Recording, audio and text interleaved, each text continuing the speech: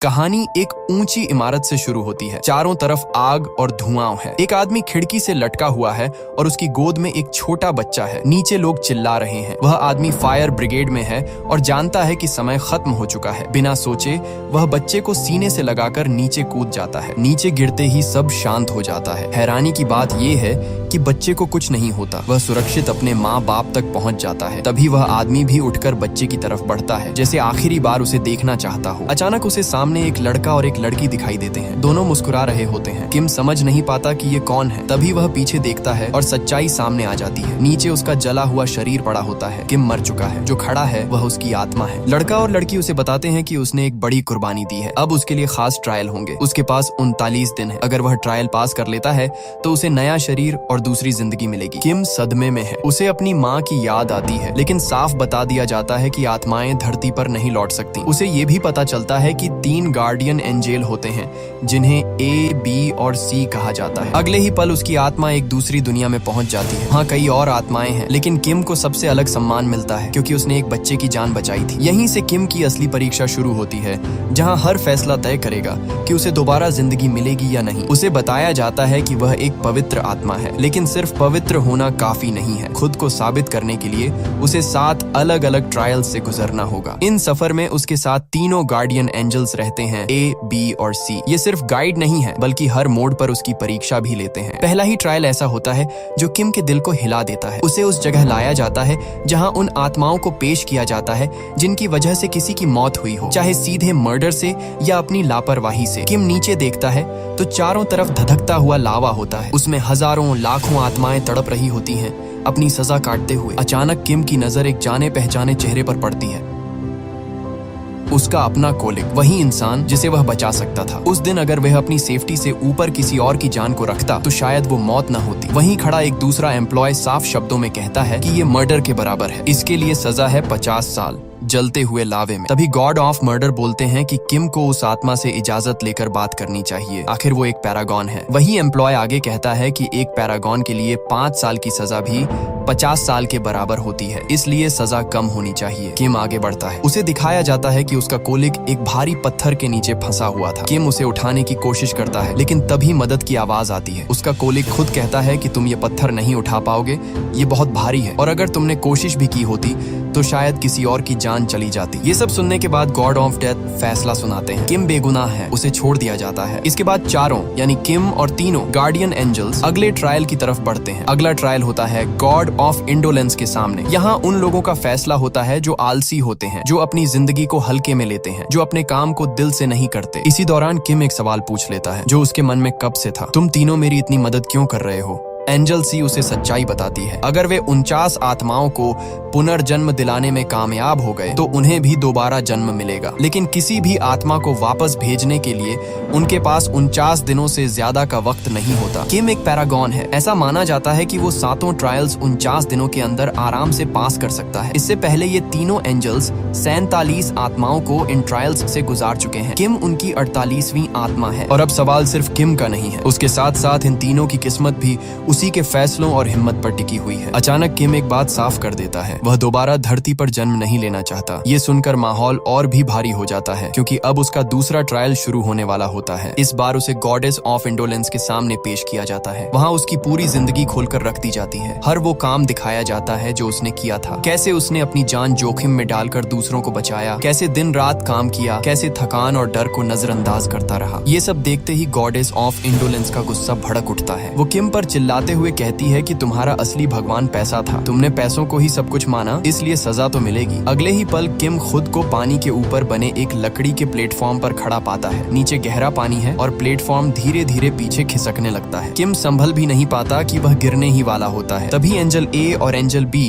बिना सोचे समझे पानी में कूद जाते हैं और प्लेटफॉर्म को पकड़कर रोक लेते हैं। वे गॉडेस को बताते हैं कि किम ने कभी आराम नहीं किया। उसने गाड़ी चलाई, सफाई की, हर वो काम किया जो मिला। पैसे उसने अपने लिए नहीं जुटाए, वो सब अपनी बीमार माँ के इलाज के लिए था, अपने छोटे भाई की पढ़ाई के लिए था। ये सब सुनकर गॉडेस ऑफ इंडोलेंस थोड़ी शांत होती है। फिर वह मान लेती है कि हाँ, किम ने पैसे कमाए लेकिन लालच में नहीं, परिवार की जिम्मेदारी के लिए। उसी पल फैसला हो जाता है। किम दूसरा ट्रायल भी पास कर चुका है। इसके बाद चारों अगले ट्रायल की ओर बढ़ते हैं। अब बारी होती है डिसीट के नरक की, एक ऐसी जगह जहां उन आत्माओं को सजा दी जाती है जिन्होंने दूसरों के साथ धोखा किया हो। जैसे ही वे उस रास्ते पर आगे बढ़ते हैं, अचानक कुछ ऐसा दिखता है कि तीनों गार्डियन एंजल्स ठिठक जाते हैं, उनके चेहरे उड़ जाते हैं। ऐसा नजारा उन्होंने पहले कभी नहीं देखा था। एंजल ए धीमी आवाज में कहता है कि हो सकता है धरती पर किम के भाई या उसकी माँ के साथ कुछ बहुत गलत हुआ हो। शायद उनकी मौत नैतिक नहीं थी, शायद किसी ने धोखे से उन्हें मारा है। इससे पहले कि किम कुछ समझ पाए, एंजल बी और एंजल सी उसे संभालते हैं और बिना वक्त गंवाए अगले ट्रायल की तरफ ले जाते हैं। किम का दिल जोर जोर से धड़क रहा होता है क्योंकि अब ये ट्रायल सिर्फ उसका नहीं रहा, अब सवाल उसकी फैमिली का भी है। यहाँ किम पर एक और गंभीर इल्जाम लगाया जाता है। कहा जाता है कि जिस इमारत के गिरने से उसके एक कोलीग की मौत हो गई थी, किम उसकी जान नहीं बचा पाया। लेकिन इसके बाद उसने एक ऐसा काम किया जिसे अब झूठ माना जा रहा है। उसने उस आदमी की छोटी बेटी को उसके पिता बनकर सालों तक चिट्ठियां लिखी और उसकी मौत की सच्चाई उससे छुपाए रखी। जब एक दिन लड़की को सच पता चला तो उसे गहरा सदमा लगा। इतना ही नहीं, किम पर यह भी आरोप होता है कि उसने अपनी माँ से भी झूठ बोला। उसने कहा कि उसकी शादी हो चुकी है और उसका एक बेटा भी है, जबकि ऐसा कुछ नहीं था। अब किम से सवाल किया जाता है कि उसने ये दोनों झूठ क्यों बोले, लेकिन किम चुप रहता है, एक शब्द भी नहीं कहता। उसकी खामोशी को अपराध मान लिया जाता है। अगले ही पल उसका पूरा शरीर बेलों से जकड़ लिया जाता है। सज्जा सुनाई जाने वाली होती है, उसकी जबान काटने की तैयारी हो जाती है। तभी गार्डियन एंजल सी आगे बढ़ती है और कहती है कि वह कुछ कहना चाहती है। वह सबके सामने सच रखती है। वह बताती है कि किम नहीं चाहता था कि उसके कोलीग की बेटी इतनी छोटी उम्र में अपने पिता की मौत का बोझ उठाए। उस वक्त उसका पढ़ाई पर ध्यान देना जरूरी था। उन चिट्ठियों की वजह से लड़की की जिंदगी में खुशी बनी रही। उसने आगे पढ़ाई की, आगे बढ़ी, और जो झूठ उसने अपनी माँ से बोला वो भी किसी स्वार्थ के लिए नहीं था। जब माँ को लगा कि उसका बेटा खुश है, सेटल है, उसकी अपनी फैमिली है, तो वह जल्दी संभल गई। उसका दर्द थोड़ा कम हो गया। मतलब किम ने जितने भी झूठ बोले वो अपने लिए नहीं, अपनों को टूटने से बचाने के लिए बोले। ये सच्चाई सामने आते ही माहौल बदल जाता है। तभी एक और चौंकाने वाला खुलासा होता है। यहाँ पता चलता है कि मरने वाली उसकी माँ नहीं थी। असल में किम के भाई जिम की मौत हो चुकी थी। गार्डियन एंजल ए एक तस्वीर के सामने जलती हुई 2 अगरबत्तियों के पास जाता है। वहीं से वह एक आत्मा को बाहर खींचता है। वह आत्मा जिम की होती है। उससे सवाल किया जाता है, लेकिन जिम अचानक भागने लगता है। गार्डियन एंजल ए उसका पीछा करता है, लेकिन जिम हाथ नहीं आता। तब एंजल ए अपनी शक्तियों का इस्तेमाल करता है और सीधे अतीत के उस पल में पहुंच जाता है जहां जिम की मौत हुई थी। वहां वह देखता है कि जिम का एक दोस्त उसके सामने खड़ा है। वह जिम को उसके भाई किम की मौत पर ढांढस बंधा रहा होता है। दोनों एक दूसरे से गले मिलते हैं। उसी पल अचानक बंदूक से गोली चल जाती है। सब कुछ एक सेकंड में बदल जाता है। इसके बाद जिम का दोस्त घबराकर अपने सीनियर को वहां बुलाता है और यहीं से कहानी एक और खतरनाक मोड़ लेने वाली होती है। जब जिम का सीनियर वहां पहुंचता है तो पहली नजर में वह पूरी तरह घबरा जाता है। हालात उसके हाथ से निकल चुके होते हैं, लेकिन कुछ ही सेकंड में वह खुद को संभाल लेता है। वह उस जवान की तरफ देखता है जिससे गलती से गोली चली थी और ठंडे लहजे में कहता है कि ये जानबूझकर नहीं हुआ। अब सबसे जरूरी बात यह है कि बॉडी को ठिकाने लगाया जाए। यहीं से सच्चाई और भी डरावनी हो जाती है। जिम का अंतिम संस्कार कभी किया ही नहीं जाता। किसी को नहीं पता कि उसे कहां दफनाया गया, जैसे उसकी जिंदगी ही नहीं, उसकी मौत भी रिकॉर्ड से मिटा दी जाती है। अगले दिन मिलिट्री वाले जिम के घर पहुंचते हैं। उसकी माँ से कहा जाता है कि कल रात जिम अपनी नौकरी छोड़कर, अपनी पोस्ट छोड़कर कहीं चला गया है। बस इतनी सी बात, न कोई सवाल न कोई जवाब। माँ कुछ समझ भी नहीं पाती और उसका बेटा हमेशा के लिए गायब कर दिया जाता है। उधर जिम की आत्मा भटक रही होती है। गार्डियन एंजल्स उसे ढूंढ लेते हैं और एक इमारत के सहारे उसे अपने घेरे में ले लेते हैं। उससे कहा जाता है कि अब सब छोड़ दो, हमारे साथ चलो ताकि तुम्हें पुनर्जन्म मिल सके। लेकिन जिम का गुस्सा फूट पड़ता है। वह साफ कह देता है कि उसे पुनर्जन्म नहीं चाहिए, उसे सिर्फ बदला चाहिए उन्हीं 2 लोगों से जिन्होंने उसके साथ ये सब किया। जब उससे उसके भाई का नाम लिया जाता है तो वह और भी कड़वा हो जाता है। वह कहता है, कौन सा भाई? वही जो 15 साल पहले हमें हमेशा के लिए छोड़कर चला गया था। मैं किसी भाई को नहीं जानता और मैं वापस नहीं जाऊंगा। मैं बदला लेकर रहूंगा। उसकी आवाज में दर्द होता है, लेकिन उससे ज्यादा तन्हाई। ऐसा लगता है जैसे उसकी बातें किसी और की जिंदगी से भी जुड़ रही हों, जैसे वही जगह हो जहां उसे दफनाया गया था, वही सच्चाई जिसे किसी ने कभी बाहर आने नहीं दिया। इसी बीच एक और सच सामने आता है। जिसने जिम को दफनाया था वो उसका दुश्मन नहीं था, वो उसका सबसे अच्छा दोस्त था। वही दोस्त जो आज पछतावे की आग में जल रहा है। उसने ये सब इसलिए किया क्योंकि वो जिम से बेइंतहा प्यार करता था, लेकिन अब उसका बोझ उसकी रूह तक को जला रहा है। वो टूटते हुए कहता है कि उससे ये सब देखा नहीं जा रहा। जिम मर रहा है, तड़प रहा है। वह गार्डियन एंजल्स से मदद की गुहार लगाता है, लेकिन जवाब ठंडा और सख्त सख्त होता है। गार्डियन एंजल ए कहता है कि वो ऐसा नहीं कर सकते। इस दुनिया में जीवन और मृत्यु का जो चक्र है उस पर उनका कोई अधिकार नहीं, उसे बदलना उनके नियमों के खिलाफ है। उधर दूसरी दुनिया में किम को दिखाया जाता है कि अब तक वह 3 ट्रायल्स पास कर चुका है, वह आगे बढ़ चुका है। अब उसका चौथा ट्रायल सामने है, लेकिन इस बार कहानी पलट जाती है। चौथा और 5वां ट्रायल किम का नहीं होता, ये ट्रायल किसी और के लिए होते हैं। अब कहानी उन ट्रायल्स की तरफ बढ़ती है जिनका नाम सुनते ही रूह कांप जाए। Hell of injustice, hello on off betrayal और फिर हेल ऑन ऑफ वायलेंस। जैसे ही ये तीनों हेल ऑन ऑफ वायलेंस में पहुंचते हैं, माहौल अचानक बदल जाता है। यहीं किम पर एक ऐसा इल्जाम लगाया जाता है जो सबको चौंका देता है। कहा जाता है कि एक बार उसने अपने छोटे भाई जिम को बेरहमी से पीटा था। उस दिन जिम पहले से ही बीमार था। ये आरोप इतना भारी होता है कि किम के पास कोई जवाब नहीं बचता। वो कुछ कहना चाहता है लेकिन शब्द ही नहीं निकलते। सजा सुनाई जाने ही वाली होती है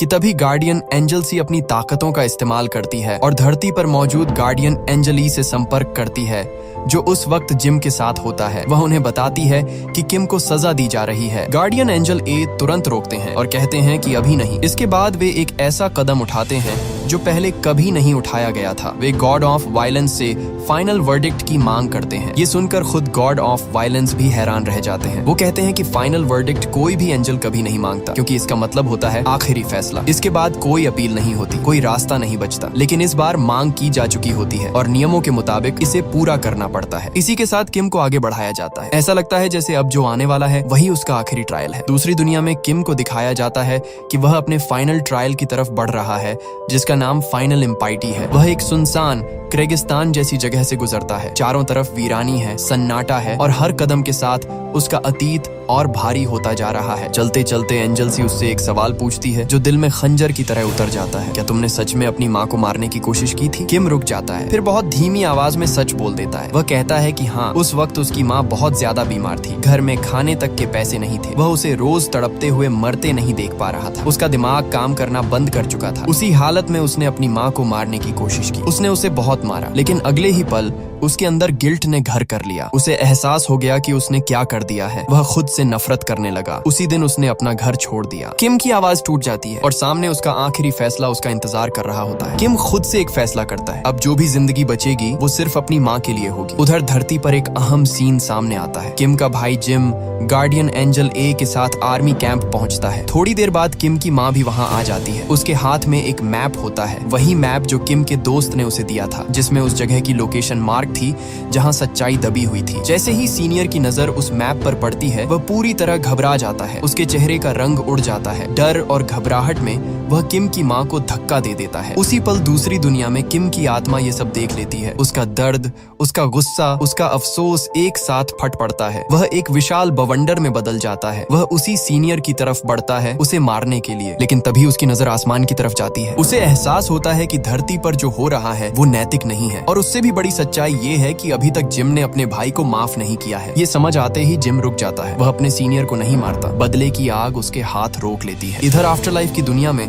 किम को उसके आखिरी ट्रायल के लिए पेश किया जाता है। उसे साफ साफ बताया जाता है कि अगर वह ये ट्रायल पास कर लेता है तो उसे दोबारा धरती पर जन्म मिलेगा। उसके सारे गुनाह उसके सामने रखे जाते हैं। बताया जाता है कि उसने अपनी माँ को मारने की कोशिश की थी, हालांकि उस वक्त उसे लग रहा था कि उसकी माँ सो रही है। किम बिना किसी बहाने के आगे बढ़ता है। वह यमराज से कहता है कि मुझे सजा दो, मैं इसका हकदार हूँ। यमराज के दूत उसकी सजा सुनाने ही वाले होते हैं कि तभी मिट्टी और रेत से एक विशाल आकृति उभरती है, किम की माँ की तस्वीर। अगले ही पल किम खुद को एक सपने जैसी जगह पर पाता है। वह अपनी माँ के सामने खड़ा होता है। पहली बार बिना डर, बिना झूठ के वह सब कुछ सच सच बता देता है। हर गलती, हर गुनाह, हर पछतावा। उसकी माँ उसे देखती है और बेहद सुकून भरी आवाज में कहती है, इसमें तुम्हारी कोई गलती नहीं है। और उसी पल किम के अंदर सालों से जमा बोझ टूटने लगता है। लेकिन सच्चाई ये होती है कि पिछले 15 सालों में किम ने जो भी मेहनत की, जो भी दर्द सहा, वो सिर्फ अपनी माँ और अपने भाई के लिए था। उसने पैसे अपने लिए नहीं कमाए। उसने हर जोखिम इसलिए उठाया ताकि उसका भाई पढ़ सके और उसकी माँ का इलाज हो सके, और आखिरकार यही हुआ भी। ये सब जानने के बाद यमराज खुद रुक जाते हैं। वो कहते हैं कि अगर किम के भाई ने भी दिल से उसे माफ कर दिया होता तो किम को कभी इतनी लंबी परीक्षा से गुजरना ही नहीं पड़ता। फिर भी नियत और बलिदान को देखते हुए फैसला सुना दिया जाता है। किम अपने छठे और 7वें दोनों आखिरी ट्रायल पास कर चुका है। यमराज उसे देखते हुए कहते हैं कि अब तुम धरती पर दोबारा जन्म ले सकते हो। उसी पल किम की आत्मा एक अलग ही रोशनी से चमक उठती है। सच्चाई और पवित्रता की लौ से दमकती हुई उसकी रूह धीरे धीरे आगे बढ़ जाती है। धरती पर एक आखिरी सीन दिखाया जाता है। किम का भाई जिम खड़ा होता है। उसके सामने एंजल ए और एंजल बी होते हैं। उनके हाथ में एक कार्ड होता है, पैरागॉन का कार्ड। यही सबूत होता है कि किम सिर्फ एक आम आत्मा नहीं था, वह एक पैरागॉन था। उसकी आत्मा सच में पवित्र थी। लेकिन कहानी यहीं खत्म नहीं होती। एंजल्स बताते हैं कि अब उन्हें एक और आत्मा को 49 दिनों के अंदर न्याय दिलाना है, यानी उसका पुनर्जन्म करवाना है। अगर वे इसमें भी कामयाब हो गए तो सिर्फ उस आत्मा को ही नहीं बल्कि उन्हें खुद भी पुनर्जन्म मिलेगा। आखिरी शॉट में तीनों गार्डियन एंजल्स आगे बढ़ते दिखाई देते हैं। एक और आत्मा, एक और अधूरी कहानी और एक और मौका मुक्ति का। अब यहाँ से कहानी और जबरदस्त हो जाती है, जहाँ शुरुआत में ही एक मैसेज सामने आता है जिसमें बताया जाता है कि पैरागॉन का टिकट हर किसी को नहीं मिलता। ये उन लोगों के लिए होता है जिनकी जिंदगी लगभग बेदाग रही हो, जिन्होंने जानबूझकर कोई बड़ी गलती न की हो, या फिर वो लोग जो किसी और की जान बचाते हुए खुद अपनी जान दे देते हैं। और अगर कोई इंसान अपने तय समय से पहले मर जाए तो उसे भी ये खास टिकट मिल सकता है। पहले हिस्से में हमने देखा था कि किम को यही टिकट दिया गया था। अब कहानी आगे बढ़ती है। तीनों गार्डियंस किम के भाई जिम को लेकर निकलते हैं। मकसद साफ है, उसे भी पैरागॉन तक पहुंचाना। लेकिन रास्ते में गार्डियन ए अचानक कहता है, हमें 7 ट्रायल्स से गुजरने की जरूरत नहीं, हम सीधे गॉड्स के किंग के पास जाएंगे, सीधे यमराज के सामने। यहीं से मामला पेचीदा हो जाता है। आफ्टर लाइफ की दुनिया में सख्त नियम थे। हर आत्मा को 7 ट्रायल्स से गुजरना पड़ता था, ये तय था। तो फिर बिना ट्रायल्स के सीधे गॉड तक जाना, ऐसा कैसे हो सकता है? जैसे ही वो नियम तोड़ने की कोशिश करते हैं, 7 ट्रायल्स के गार्डियन उन पर हमला कर देते हैं। हालात अचानक बेकाबू हो जाते हैं। उसी दौरान गार्डियन ए का ध्यान भटकता है और वो अपने अतीत में चला जाता है। उसे याद आता है कि वो कभी एक राज्य का बहादुर योद्धा था। तलवार, जंग, खून और जिम्मेदारी, उसकी पुरानी जिंदगी की झलक उसके सामने घूमने लगती है। लेकिन ये यादें ज्यादा देर नहीं टिकती। गार्डियन भी उसे झकझोर कर वापस लाता है। सामने दुश्मन खड़े हैं। अब सोचने का वक्त नहीं, सिर्फ लड़ने का। और फिर शुरू होती है टक्कर, नियमों के खिलाफ, सिस्टम के खिलाफ। सवाल यही है, क्या वो सच में सीधे यमराज तक पहुंच पाएंगे या फिर इन 7 ट्रायल्स से बचना नामुमकिन है? जंग अपने चरम पर थी कि अचानक जमीन जोर से कांपने लगती है। सब रुक जाते हैं, दरारें पड़ती हैं और धरती के अंदर से एक विशाल किला बाहर आता है। ये गॉड्स के किंग का महल था। उसे देखते ही लड़ाई थम जाती है। जो कुछ पल पहले एक दूसरे पर हमला कर रहे थे, वही सब सिर झुकाकर खड़े हो जाते हैं। लेडी गार्डियन सी जिम को भी झुकने का इशारा करती है। तीनों गार्डियंस अपने हथियार नीचे रख देते हैं और यमराज के सामने सिर झुका देते हैं। लेकिन माहौल शांत नहीं था। यमराज की नजर सीधी गार्डियन ए पर थी और वो बेहद नाराज थे। वजह साफ थी, जिम मरने के बाद भी धरती पर भटक रहा था, बदला लेने की आग में। और अब गार्डियन ए उसे दोबारा जन्म दिलाने की सोच रहे थे। ऊपर से उसे पैरागॉन का टिकट देकर यहाँ ले आए। ये सब यमराज को मंजूर नहीं था। उनके 2 वकील भी जिम के खिलाफ खड़े थे। उनका कहना था कि जिम की मौत किसी ने जानबूझकर नहीं की थी, वो एक हादसा था। अगर ये सच है तो उसकी आत्मा को दोबारा मौका क्यों मिले? उनके हिसाब से उसे रीबर्थ का हक नहीं था। दरबार में बहस शुरू हो जाती है। वकील एक एक दलील देते हैं, लेकिन गार्डियन ए पीछे हटने वालों में से नहीं थे। वो सीधा कहते हैं, हमें एक मौका दीजिए, हम सच साबित करेंगे। जिम की मौत कैसे हुई ये साफ कर देंगे। यमराज कुछ पल चुप रहते हैं, फिर पूछते हैं, अगर तुम गलत साबित हुए तो? अब दांव बढ़ा था। गार्डियंस कहते हैं, अगर हम हार गए तो हमारी सारी शक्तियां आप वापस ले लीजिए। ये सुनकर वहाँ खड़े बाकी गार्डियन भी चौंक जाते हैं। अपनी ताकत दांव पर लगाना ये कोई छोटी बात नहीं थी, लेकिन अब फैसला हो चुका था। तीनों गार्डियंस तैयार खड़े थे। तभी यमराज एक और शर्त रखते हैं। वो बताते हैं कि धरती पर एक बूढ़ा आदमी है, उसकी मौत का समय कब का निकल चुका है, फिर भी वो जिंदा है। वजह एक देवता जो उसकी रक्षा कर रहा है। यमराज कई बार अपने दूत भेज चुके हैं उसकी जान लेने, लेकिन हर बार वो देवता उनकी कोशिश नाकाम कर देता है। अब सवाल ये था, क्या गार्डियंस उस सच्चाई को साबित कर पाएंगे? और क्या उन्हें उस बूढ़े आदमी से जुड़ा ये नया खेल भी खेलना पड़ेगा? कहानी अब और गहरी होती जा रही थी। यमराज की शर्त साफ थी, अगर 29 दिनों के अंदर उस बूढ़े आदमी की जान लेकर उसकी आत्मा यहाँ ले आए तो जिम को एक और मौका मिलेगा। वैसे भी जिम की जांच 29 दिनों तक चलने वाली थी, मतलब एक ही समय में 2 काम। लेकिन चेतावनी भी थी, उस बूढ़े आदमी की रखवाली एक देवता कर रहा है। वो उसके ही घर के अंदर एक पुराने गढ़े में रहता है। काम सुनने में आसान था, घर जाओ, देवता को हराओ, बूढ़े आदमी की आत्मा ले आओ, बस 29 दिन। तीनों गार्डियंस मान जाते हैं। दृश्य धरती पर बदलता है। गार्डियन बी और सी उस मिशन पर पहुंच चुके हैं। वहाँ एक छोटा बच्चा अपने अंकल के साथ खेल रहा है। वही अंकल असल में वो देवता है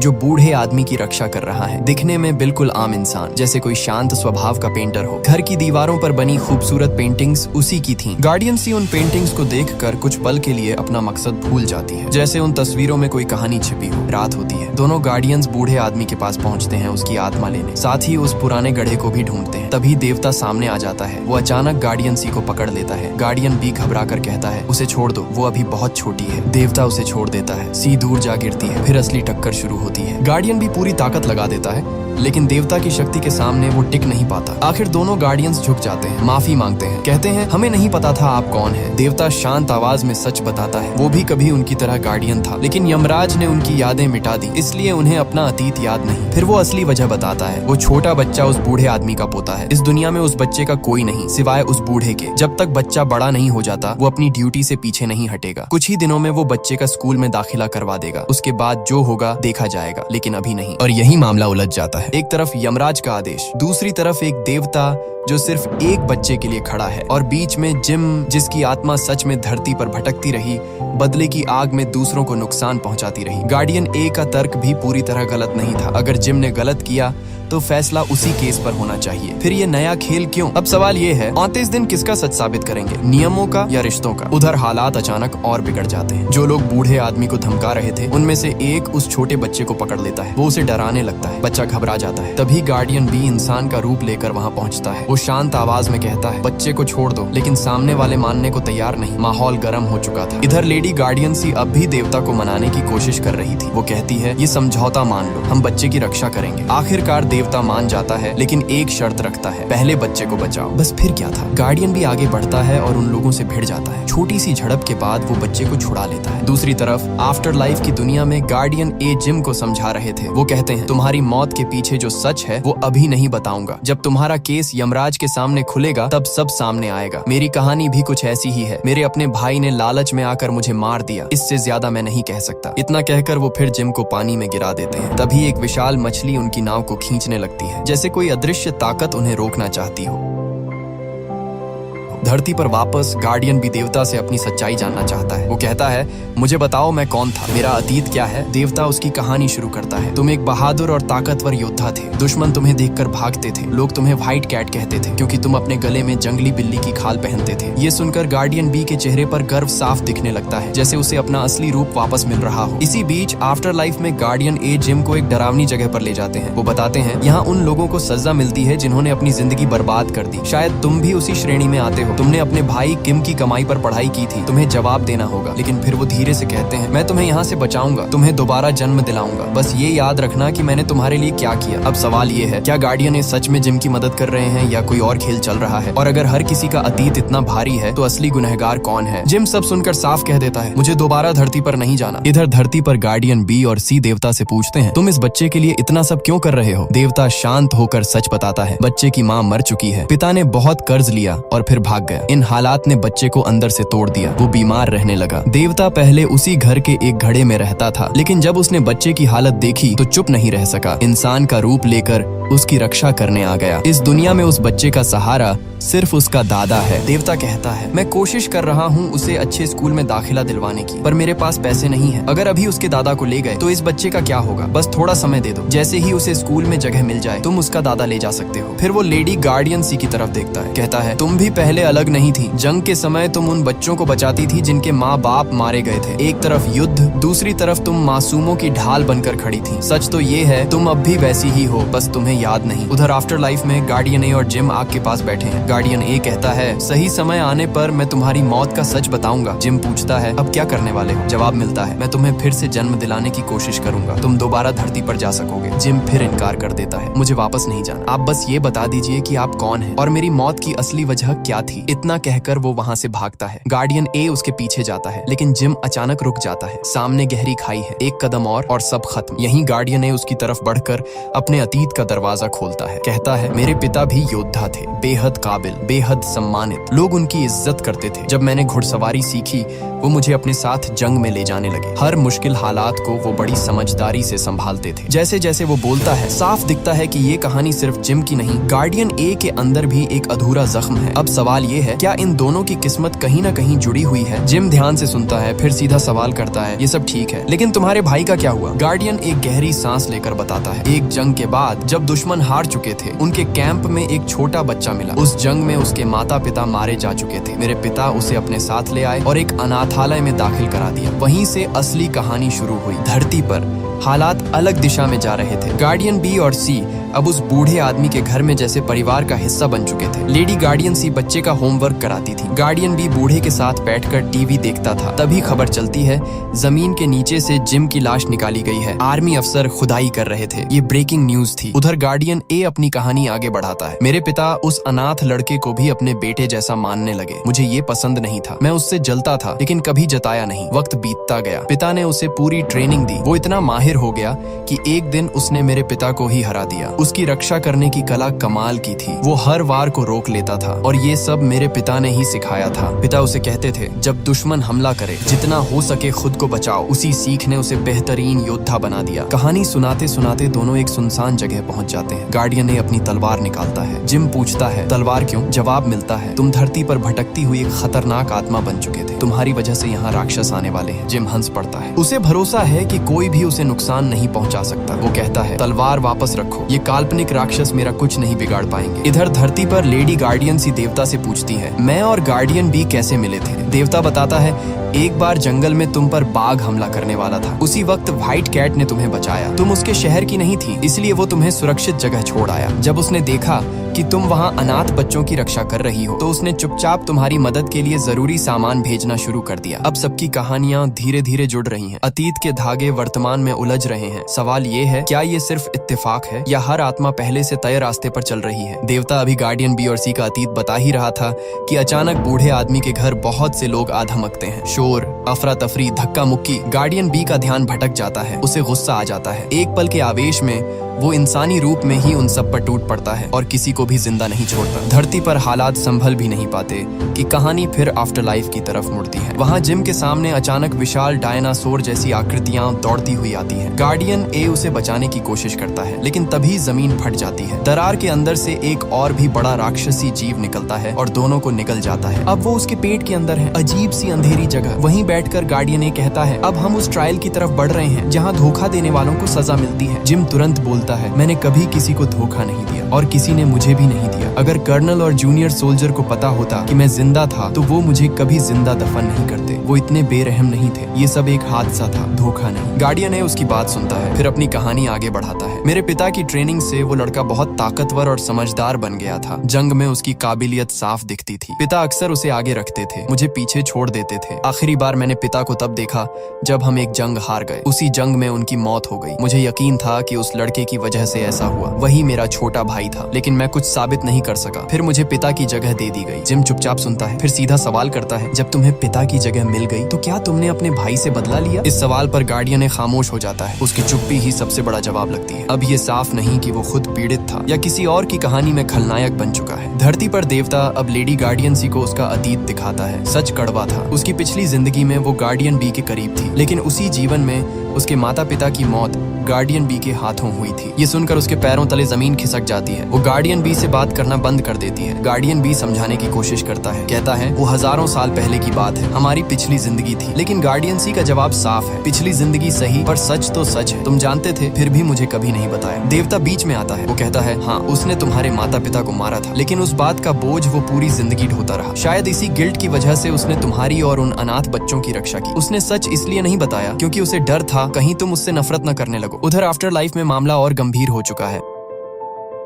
गार्डियन ए जिम को उस अदालत में ले आता है जहां धोखे के मामलों का फैसला होता है। वहां के वकील कहते हैं ये आत्मा धरती पर भटकती रही, इसे सजा मिलनी चाहिए। गार्डियन ए विरोध करता है। वो कहता है जिम को जानबूझकर मारा गया था। ऊपर बैठे देवता पूछते हैं क्या कोई सबूत है? गार्डियन ए जवाब देता है एक गवाह है, एक जूनियर सोल्जर। सवाल आता है क्या तुम एक जिंदा इंसान को यहाँ ला सकते हो? गार्डियन ने बिना झिझक हामी भर देता है। दृश्य धरती पर कट होता है। वही जूनियर सोल्जर अस्पताल में कोमा में पड़ा है। उसी की गवाही पर केस टिकेगा। उसे सब कुछ सपना लग रहा है लेकिन उसकी आत्मा सच में आफ्टर लाइफ में पहुंच जाती है। अदालत में उससे पूछा जाता है जब तुमने जिम को दफनाया क्या तुम्हें पता था कि वो जिंदा है? सोल्जर की आंखों के सामने यादें घूमती हैं। सच ये था कि जब उन्होंने जिम को दफनाया तो उसके हाथ हिलते देखे थे। उन्हें एहसास था कि वो अभी जिंदा है लेकिन डर, आदेश और कमजोरी ने उन्हें रोक दिया। फिर भी अदालत में वो झूठ बोलता है। कहता है मुझे कुछ नहीं पता था, मुझे नहीं मालूम था कि वो जिंदा था। गार्डियन ए उस पर दबाव डालता है, पूछता है झूठ क्यों बोल रहे हो। तभी वहाँ के देवता को गुस्सा आ जाता है। वो कहते हैं यहाँ फैसला मैं करूंगा। जिम को एक पारदर्शी बॉक्स में खड़ा कर दिया जाता है, उसमें पानी भरना शुरू होता है, जैसे उसके सच के साथ उसकी सांस भी डूब रही हो। उसी बीच गार्डियन ए सवाल पूछता रहता है, दबाव बढ़ता जाता है। आखिरकार जूनियर सोल्जर टूट जाता है, उसके आखिरी शब्द होते हैं मुझे माफ कर दो। उसी पल धरती पर उसका शरीर दम तोड़ देता है। इंक्वायरी वहीं खत्म हो जाती है। गार्डियन स्तब्ध खड़ा रह जाता है। सच सामने आया, लेकिन बहुत देर से। एक जान चली गई, फैसला अधूरा रह गया। अब सवाल ये है, क्या सच की कीमत हमेशा किसी की मौत होती है? सीन फिर से अर्थ पर आ जाता है। हम देखते हैं कि देवता और दोनों गार्डियन जो बाहर गए थे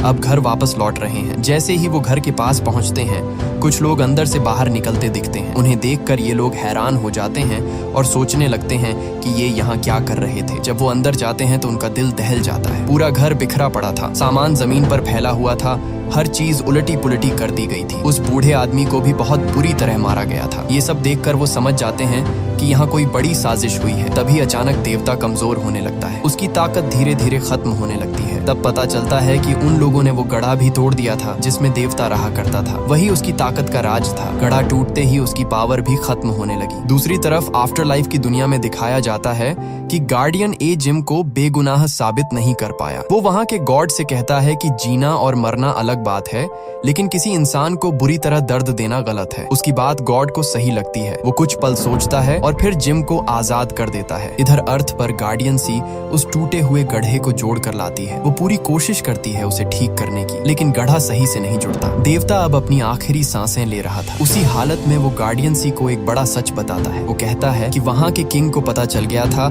कि तुम वॉर के समय बच्चों को बचाया करती थी। इसी वजह से किंग के लोगों ने व्हाइट किंग यानी गार्डियन बी को पकड़ लिया था। उससे पूछताछ की गई कि दुश्मन देश के बच्चों को कहाँ छुपाया है। खासकर वो तुम्हारे बारे में पूछ रहा था, लेकिन गार्डियन बी ने तुम्हारा नाम तक नहीं लिया। गुस्से में किंग ने हुक्म दिया कि उसे जंगल में भेड़ियों के बीच छोड़ दिया जाए। ये सुनकर गार्डियन बी पूछता है, क्या मेरी मौत भेड़ियों के काटने से हुई थी? देवता हल्की मुस्कान के साथ कहता है, नहीं, इसे दूसरे नजरिए से देखने की कोशिश करो। और इतना कहकर वो अचानक गायब हो जाता है। गार्डियन बी गहरी सोच में डूब जाता है। तभी फ्लैशबैक शुरू होता है। हम देखते हैं कि वो जंगल में भेड़ियों से बच गया था। जख्मी था, कमजोर था, लेकिन जिंदा था। वो हिम्मत जुटाकर जंगल से बाहर निकलता है और आखिरकार गार्डियन सी और उन बच्चों तक पहुंच जाता है। उसे जिंदा देखकर गार्डियन सी की आंखों में आंसू आ जाते हैं। फिर गार्डियन बी भारी दिल से सच बताता है कि उसी ने उसके माता पिता को मारा था। वो शर्मिंदा था, टूट चुका था। वो उससे माफी मांगता है। कुछ पल के लिए माहौल बिल्कुल खामोश हो जाता है, लेकिन गार्डियन सी उसे माफ कर देती है, क्योंकि उसने इतने समय तक उसकी और बच्चों की जान बचाई थी। उस पल नफरत से ज्यादा इंसानियत जीत जाती है। तभी वहाँ किंग आ जाता है। माहौल अचानक बदल जाता है। गार्डियन भी समझ जाता है कि अब बचना मुश्किल है। वो तुरंत गार्डियन सी से कहता है कि वो बच्चों को लेकर भाग जाए। खुद वो किंग का सामना करने के लिए खड़ा हो जाता है। लेकिन यहाँ सबसे बड़ा ट्विस्ट सामने आता है। वो किंग कोई और नहीं बल्कि एंजल गार्डियन ए होता है। और जो व्हाइट कैट था वो भी कोई अजनबी नहीं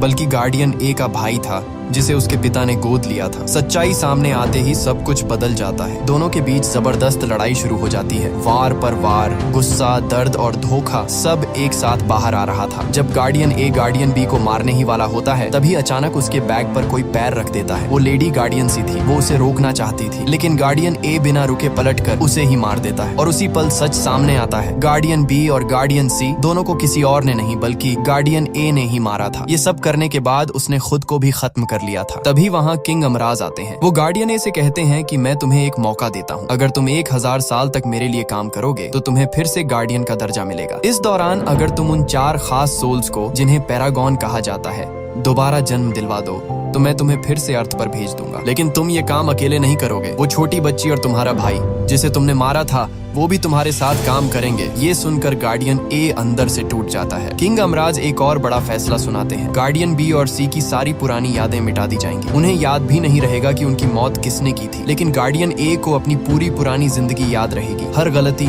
हर पाप, हर धोखा। मतलब साफ था 1000 साल तक वो अपने गुनाहों की याद के साथ जिएगा। यही उसकी असली सजा थी। सीन कट होता है। अब हम देखते हैं कि गार्डियन ए ये सारी बातें जिम को बता रहा है। वो उसे लेकर हेल ऑफ वायलेंस पहुंच चुका है। वहाँ के वकील जोर देकर कहते हैं कि जिम को सजा मिलनी चाहिए। वो अर्थ पर एक बुरी आत्मा बनकर लोगों को परेशान कर रहा था। एक्ट ऑफ वायलेंस के हिसाब से उसे सख्त सजा मिलनी चाहिए। लेकिन गार्डियन ए कहता है कि अभी फैसला मत सुनाओ, हमारा आखिरी ट्रायल बाकी है, हेल ऑफ मर्डर। वहाँ हम किंग यमराज के सामने पूरी सच्चाई रखेंगे। फिर वो दोनों हेल ऑफ मर्डर पहुंच जाते हैं।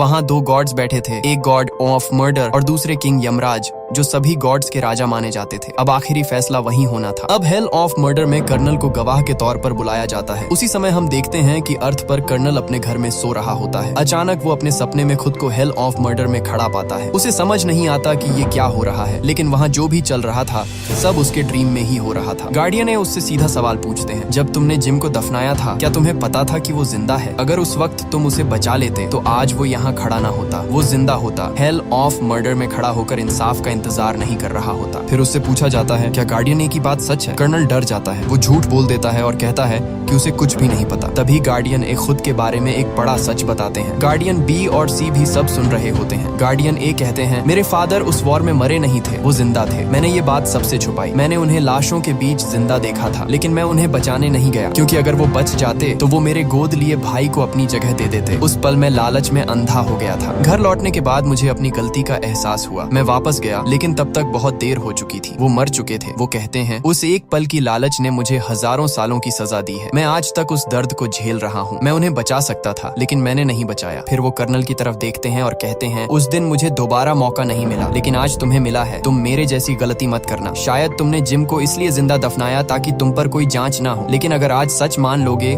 तो जिंदगी भर पछताना नहीं पड़ेगा। ये बातें सुनकर कर्नल टूट जाता है। उसकी आंखों में आंसू आ जाते हैं। आखिरकार वो सच कबूल कर लेता है कि उसने जानबूझकर जिम को जिंदा दफनाया था। वो जिम से माफी मांगता है। कुछ पल के लिए सब शांत हो जाता है। फिर जिम उसे माफ कर देता है। इतना होते ही कर्नल वहाँ से गायब हो जाता है। उसका सपना टूट जाता है और अर्थ पर उसकी आंख खुल जाती है। हेल ऑफ मर्डर में अब सबको सच्चाई पता चल चुकी थी। जिम बेगुनाह था। अब जिम को दोबारा जन्म लेने का मौका मिल जाता है। वो जाते जाते गार्डियन ए को सलाम करता है। धीरे धीरे सब कुछ ठीक हो जाता है। सारे केस खत्म हो जाते हैं। सारे राज खुल जाते हैं। लेकिन एक बात अब भी बाकी थी। उस बूढ़े आदमी की आत्मा अभी तक वापस नहीं लाई गई थी। वो अपनी दुनिया में अपने पोते के साथ खुश था और शायद उसकी कहानी अभी पूरी तरह खत्म नहीं हुई थी। अब गार्डियन ए फैसला करते हैं कि उस बच्चे को थोड़ा बड़ा होने दिया जाए। जब वो समझदार हो जाएगा तब वो बूढ़े आदमी की सोल को लेकर यहाँ से चले जाएंगे। तब तक वो अपना गार्डियन वाला काम करते रहेंगे। फिर गार्डियन ए गार्डियन बी और सी से कहते हैं कि यहाँ का काम खत्म हो गया है। अब हमें वापस चलना चाहिए। हमें एक और इंसान को रीबर्थ दिलवाना है। और आप सोच रहे होंगे कि वो कौन है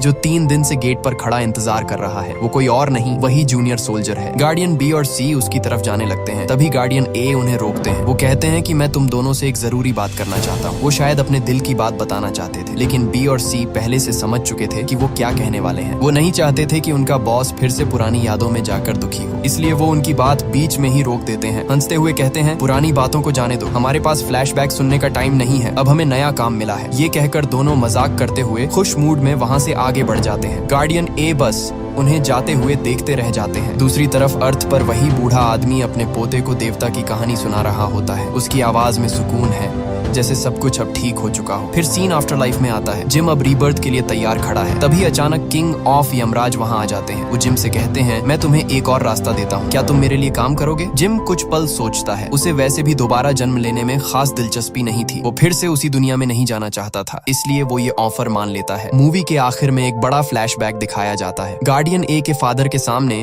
किंग ऑफ यमराज खड़े होते हैं। वो कहते हैं, तुम एक नेक और समझदार इंसान थे। तुम्हारे जैसे इंसान को मैं एक मौका देता हूँ, क्या तुम मेरे साथ मिलकर काम करोगे? गॉड्स के किंग बनोगे? शुरू में वो मना करना चाहते हैं, लेकिन जब वो अपने बेटे यानी गार्डियन ए के बारे में सोचते हैं तो मान जाते हैं। मगर वो एक शर्त रखते हैं। वो कहते हैं, मैं अपने इस रूप में ये काम नहीं करूंगा, आपको अपना रूप मुझे देना होगा। किंग ऑफ यमराज उनकी बात मान लेते हैं और अपना रूप उन्हें दे देते हैं। और यहीं पर सबसे बड़ा राज खुलता है। जिन किंग ऑफ यमराज को हम पूरी कहानी में देखते आए थे, वो असल में गार्डियन ए के फादर ही थे। इस खुलासे के साथ ही कहानी खत्म हो जाती है। सब कुछ जुड़ जाता है। पाप, सजा, माफी और मौका, हर चीज अपने अंजाम तक पहुंच जाती है। यही इस मूवी का एंड है।